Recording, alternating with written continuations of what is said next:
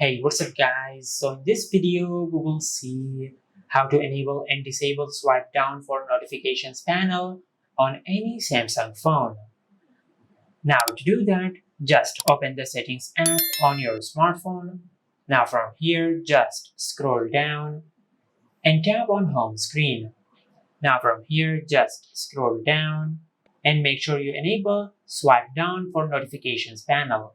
Now once you enable this option, now from here, if you swipe down from anywhere on the screen, you will open the notifications panel.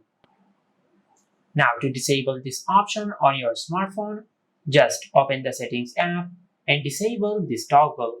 And once you disable this toggle, you will disable swipe down for notifications panel. And this is how you can enable and disable swipe down for notifications panel on any Samsung phone. If you found this video helpful, please like the video and subscribe to our channel and hit the bell icon to get notified when we upload a new video.